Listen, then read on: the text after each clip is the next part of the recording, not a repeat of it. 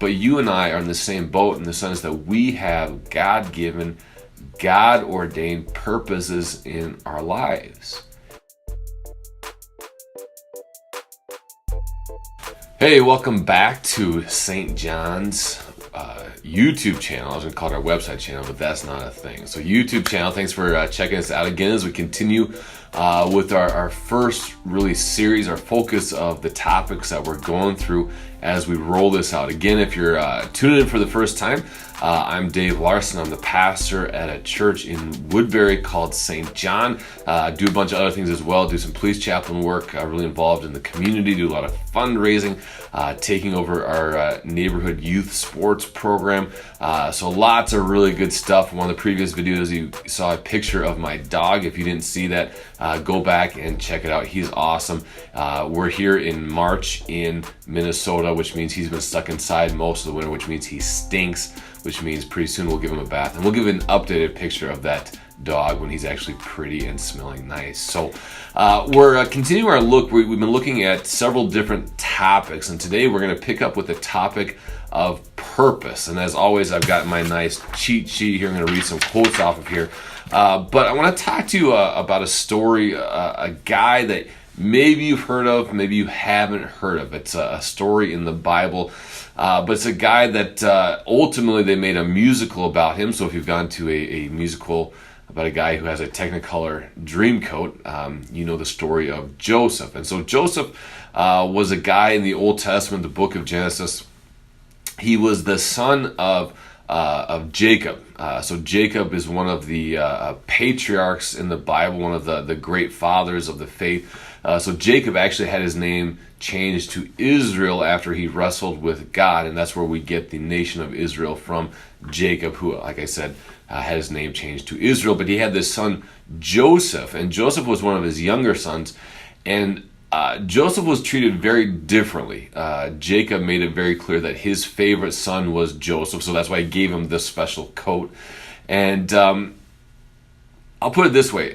Joseph liked to tell his brothers how special he was. And so again, imagine you're in a family and your younger sibling, your younger brother, is treated favorably. He is the favorite of your parents, and not only is he treated better, but he likes to tell you on a daily basis that he is better than you, and he actually has visions that one day he's going to rule over you.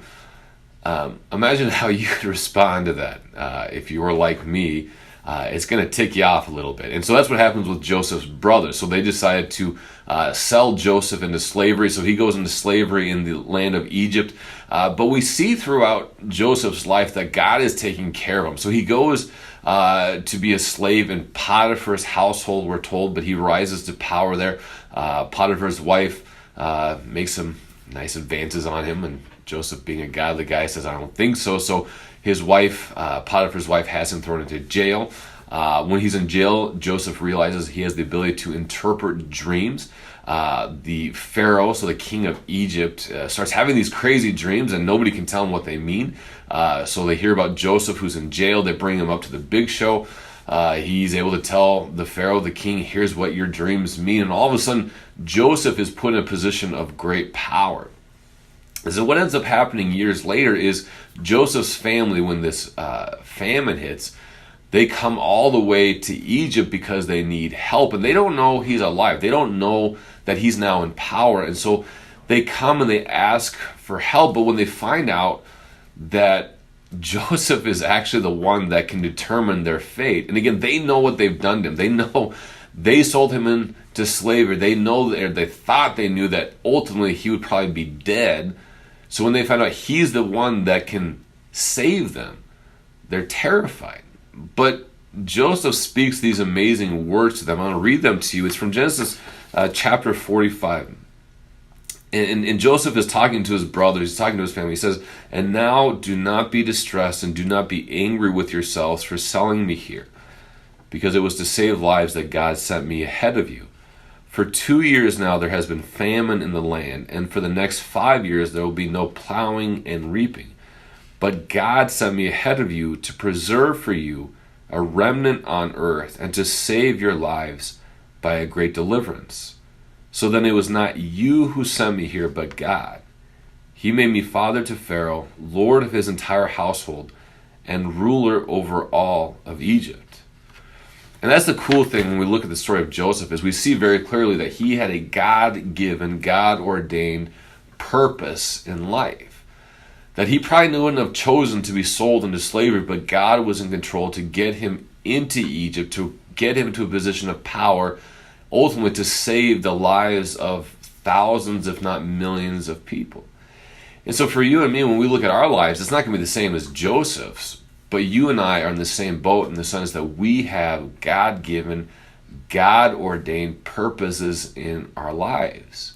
And there's a great article, and you can find this, and we'll put a link down in the notes to the article. It's easy to find, but it's by a pastor named Tim Keller. And he's a pastor at a really big church in New York. Great guy, written a lot of great books. And he wrote a little article about discerning your vocation, which is a fancy way of saying your calling. And he talks about looking at your life in three ways. He says, first, what's your affinity? Your affinity is that thing inside you that you're drawn to. Okay, it's what pulls at your heart, what pulls at your head.